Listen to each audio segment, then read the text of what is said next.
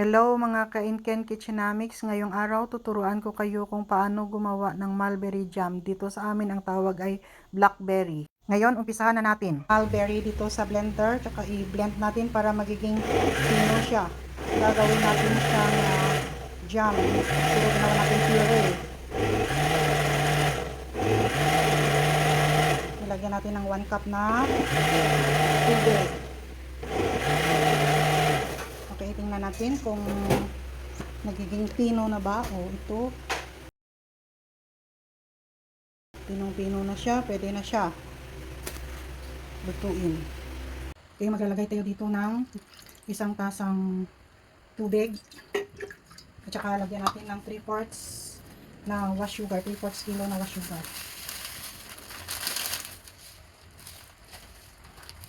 3/4 yun. Okay, at saka pakuluan muna natin bago ilagay ang mulberry puree. Okay, ayan, kumulo na ang ating tubig at saka asukal. So, ilalagay na natin ang ating puree. Ito. Wow. So, haluin na natin. Haluin natin. At saka pakuluan hanggang lumapot. Maging sticky na siya. At yun na. Luto na. Kung maging sticky na siya, yun na ay ibig sabihin, luto na ang ating mulberry jam. Guys, ito na. Napakuluan na natin ito. Mayat-maya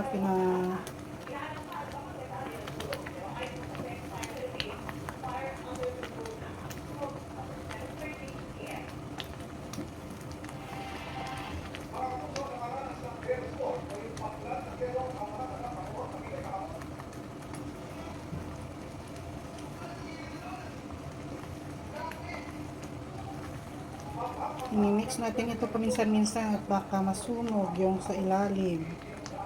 Kasi nga puree yung ginamit natin. It's not yet that sticky. Kailangan pa more na time para mas magiging malapot ang ating. Maglagay tayo ng konting asin para hindi masyadong nakakaumay yung ating jam.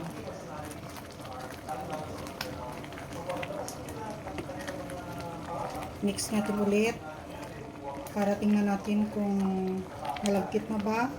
Kapag tumulo siya na medyo nag-thread like na, yun na ang hudyat na ito ay luto na ang ating jam. Pero hindi pa. Konting mga 5 minutes pa siguro bago ito tuluyang magluto. Okay, testing natin kung tama na bang pagkaluto ng ating jam. Maglagay tayo ng konti nito dito sa yahong na may tubig, sa bowl na may tubig para tingnan natin kung tama na ba. Ang nagsaspread pa, konti pa.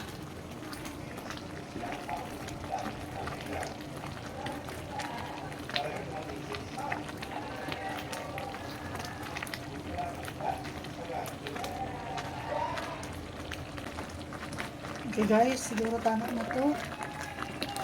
Lagkit na siya. Sticky na ang ating mulberry jam. Yan, sticky na siya. Sticky na.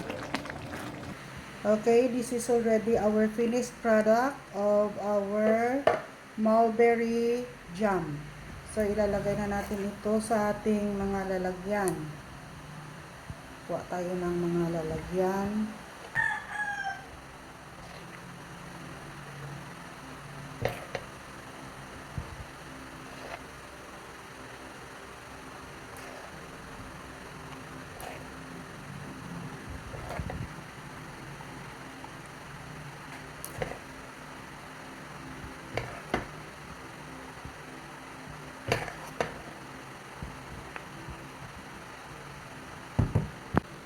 Ito pa, lagay na natin dito sa ating lalagyan para ma-store na natin at magamit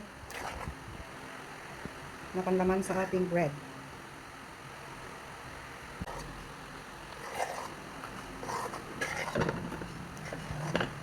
Ito lang lahat. Sa laki ng isang lalagyan. Mga konti lang pala.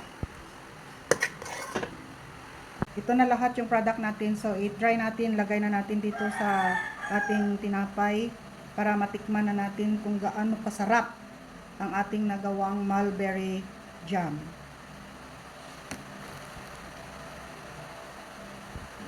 O, ito na. Tikman na natin.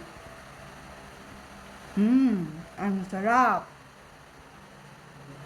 So, ganito lang kasimple gumawa ng mulberry jam na masarap.